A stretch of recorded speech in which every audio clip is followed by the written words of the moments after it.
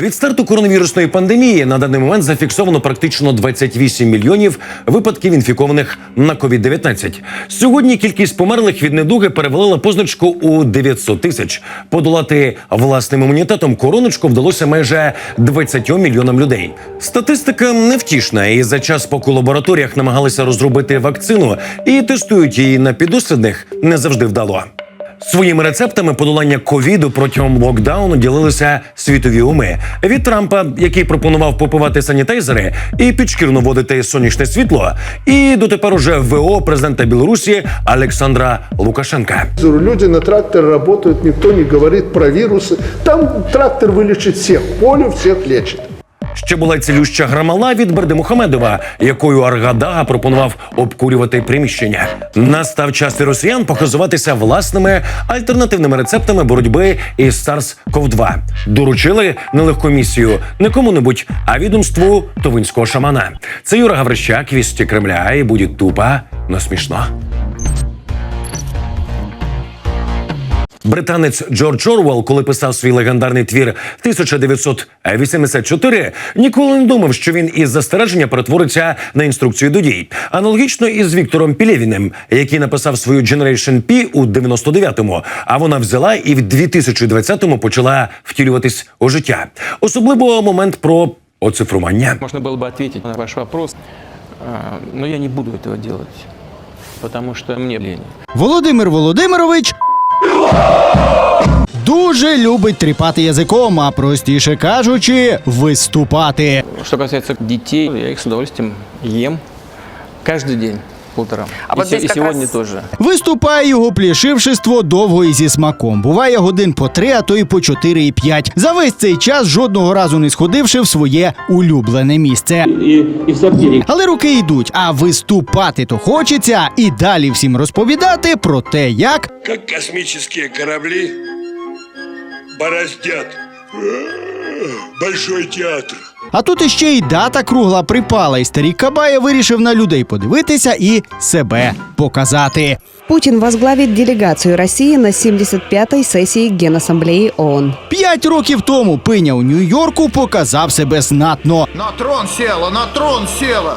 Царь во дворца, царь во дворца. А тепер то взагалі набрався мудрості і наглості стільки, що цілком може з трибуни ООН ляпнути, Они просто сдохнут. але не ляпне. Путин не полетит на Генассамблею ООН в Нью-Йорк.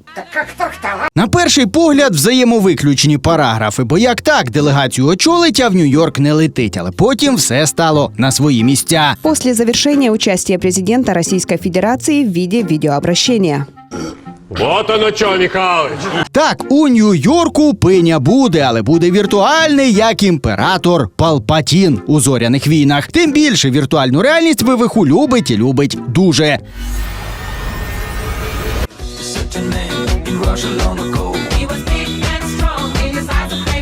Та із фюрер-бункера бункер-фюрер навчився виступати добряче, майже щодня звернення штампує. І все це плавно підводить нас до цілком логічного і прогнозованого висновку. Хорошая для вас новость.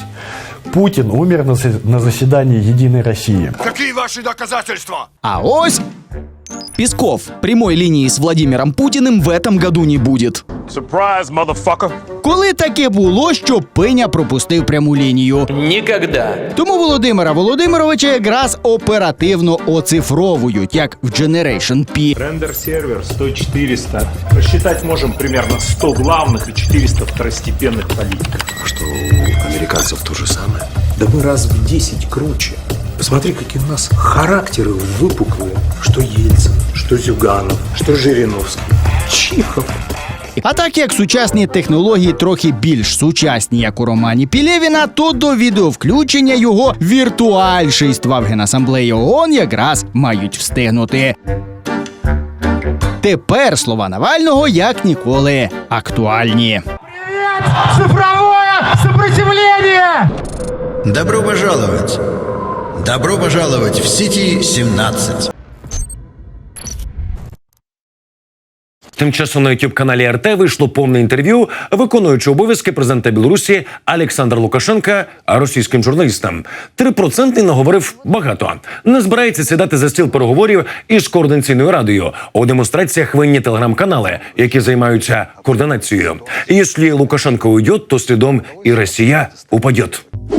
Даже если интернет сегодня убрать, телеграм-каналы эти из Польши будут работать. Поэтому вы не расслабляйтесь. Если сегодня Беларусь рухнет, следующая будет Россия. Між тим погодився на перевибори після зміни Конституції і нарешті пояснив, для чого взяв у руки автомат і переодягнув коліньку.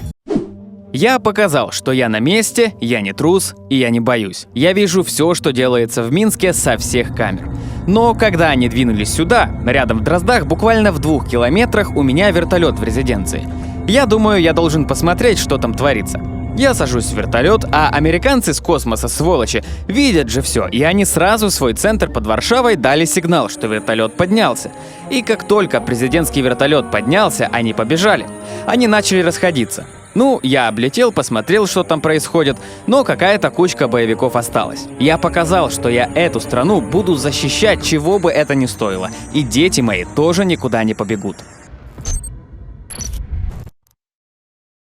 Європа занепокоєна. Країни G7 вимагають у Росії негайно пояснити, що сталося із Навальним, знайти тих, хто отруїв російського опозиціонера, і покарати винних. Кремль тільки єхидно усміхається і, можливо, готує значно більші проблеми для Європи, ніж Навальний. Що зараз найстрашніше вчинити на людях? Так кашлянути.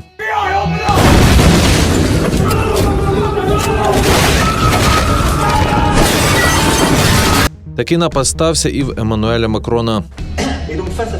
Мы решили удвоить усилия. Это значит объяснять, сопровождать эти усилия предприятий, учреждений. Здавалося, от він. Тому єдиний вихід. Кто там кашлянул сейчас?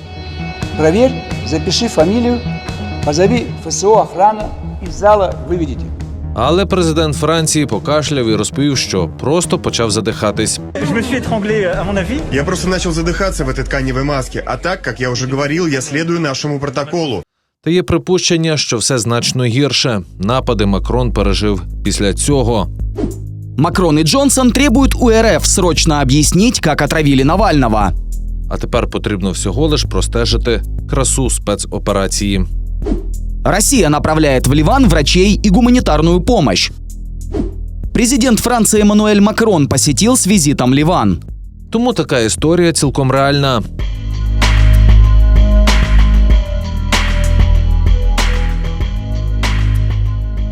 Маски, які підіслали Макрону, перед тим могли змочити у новичок, старичок, дурачок. І якщо зовсім недавно Путін говорив про це, Так кто президент Франции, я или Макрон? то тепер Говорит о величии Франции, о ее глубокой истории, которая нас существенным образом объединяет. історія об'єднуватиме ще більше, і діда задовольнятимуть не самарські, а паризькі. Адже після ліквідації Макрона є кому довірити контролювати якість круасанів.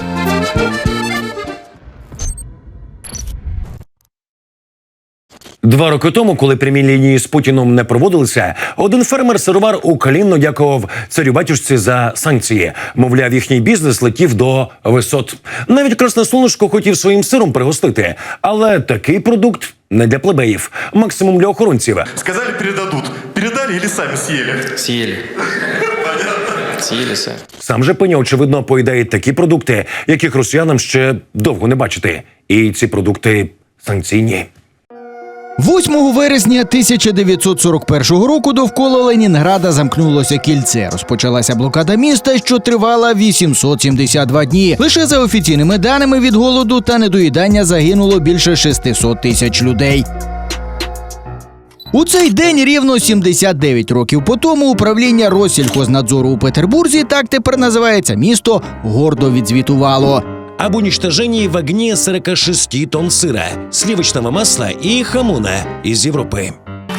А мы просто давим красавчик по приказу короля. Загалом поведінку службовців можна зрозуміти. Якби вони не спалили цих продуктів, їх могли би з'їсти солдати НАТО. В этом смысл, в этом наша стратегия. Цікаво, якщо би знайшли не сир із хамоном, а долари і євро, їх би також спалили.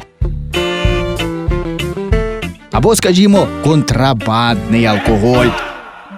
Разбить? Разбить? Да это пол-литра. Вдребезги? Конечно, вдребезги. Да я тебе... Зрештою, ми це вже з кокаїном із аргентинського посольства проходили. В общей сложности из незаконного оборота изъято более 362 килограмм кокаина, говорится в сообщении ФСБ. При этом ранее и СМИ, и полиция Аргентины называли другое количество – 389 килограммов. 27 кіло коксу. Як знайшли? А відомо, що Росія перша у світі країна, яка оголосила про те, що створила вакцину від коронавірусу. Впервые в мире зарегистрирована вакцина против новой коронавирусной инфекции. Але у те, що створені на колінці російські ліки працюватимуть, ніхто не повірив. І, мабуть, правильно зробили. Втім, вирішили не здаватися. І тепер планують перемогти COVID-19 солдатськими шкарпетками. Это вам не это. Понятно. Партянки – розум, честь і совість російської армії. Були. Адже в останні роки цей аксесуар, що вірою і правдою служив військовим сотні років, замінили шкарпетки. Все носки, которые не простые, как в магазине, говорят, продаются, а носки с усиленными пятками, с усиленным и специальным плетением. Практичніше, та й з подарунком на 23 лютого не треба голову ламати. Втім, давня мрія у серцях російських військових таки залишилась. Мы с тобой в портянках от Версачи домой уедем. І ось час, коли це сталося, схоже, настав. Хоч і не зовсім портянки, і не зовсім Версаче. Але... Российские десантники испытают непахнущие носки с наночастицами. Наношкарпетки – продукт унікальний. І не лише дозволить російським військовим довше лишатись непомітними для противника. Адже, так би мовити, усунуть руський дух. Это, извините, не по-христиански. Можливо, але головна їхня перевага в іншому. Шкарпетки здатні перемагати коронавірус. Разработанные носки содержат наночастицы меди, обладающие антибактериальными свойствами. Представитель компании утверждает, что медь уничтожает 99,9% бактерий, а также коронавирус. Тож, мабуть, у наношкарпеток є і вища мета, ніж просто не смердіти. І хто зна, можливо, зовсім скоро саме поношені шкарпетки рязанських десантників стануть таємним інгредієнтом російської вакцини від коронавірусу.